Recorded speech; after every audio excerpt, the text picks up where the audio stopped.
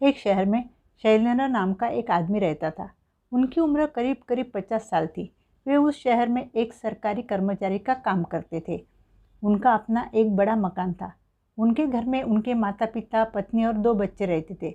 उसमें एक बेटा और एक बेटी थी। वे सब एक साथ सुख शांति से रहते थे।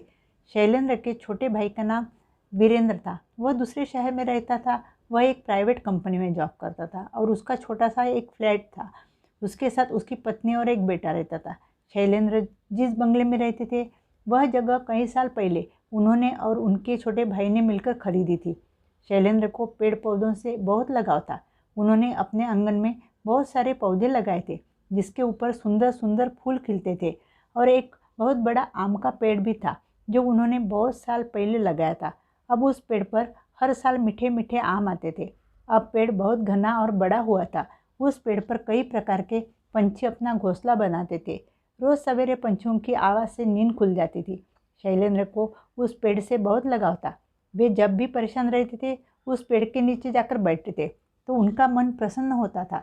छुट्टी के दिन और रोज़ शाम के समय उन्हें उस पेड़ के नीचे बैठकर बहुत अच्छा लगता था। रोज़ सुबह उठकर पेड़ के नीचे बैठकर वे चाय पीते पीते अखबार पढ़ते थे। गर्मियों के दिनों में दोपहर को पेड़ के नीचे बहुत ठंडी हवा चलती थी तो उनके घर के बच्चे कभी कभी पेड़ के नीचे बैठकर ही दोपहर का भोजन करते थे। घर के आम खाने की बात ही कुछ और थी। शैलेंद्र जी को पेड़ के नीचे बैठकर पंछियों की आवाज़ सुनना बहुत अच्छा लगता था। कभी कभी गाने सुनना बहुत पसंद था। वीरेंद्र हर साल 1 या 2 बार छुट्टियां मनाने बड़े भैया के यहाँ आता था। उसके साथ उसका पूरा परिवार आता था। वे सब आपस में बहुत मिलजुल कर रहते थे।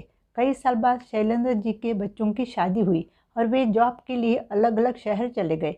एक बार की बात है, वीरेंद्र छुट्टियों में बड़े भैया के यहाँ आया और एक दिन सब साथ में बैठे थे।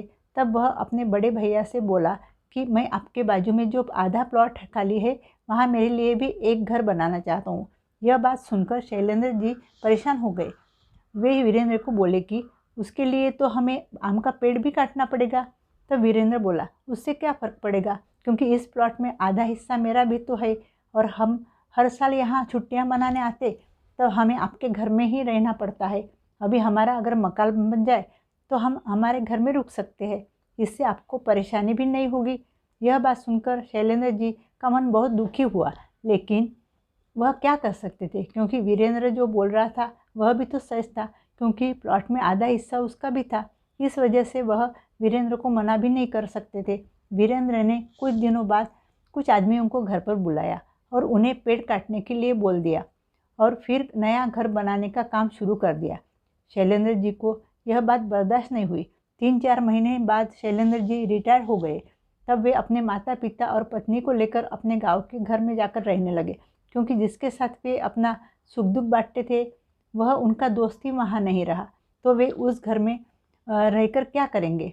आखिर में उन्हें यह कठोर निर्णय लेना पड़ा। शैलेंद्र जी के लिए आम का पेड़ ही उनका सब कुछ था। उनकी सब यादें उसके साथ जुड़ी हुई थी। इंसान ने कभी भी अपने स्वार्थ के लिए अपने माता पिता हो या पेड़ पौधे हो या कोई जानवर हो, किसी को दुख नहीं पहुंचाना चाहिए। अगर आपको आज की कहानी अच्छी लगी तो प्लीज़ लाइक कीजिए, शेयर कीजिए और चैनल को सब्सक्राइब कीजिए। Thank you.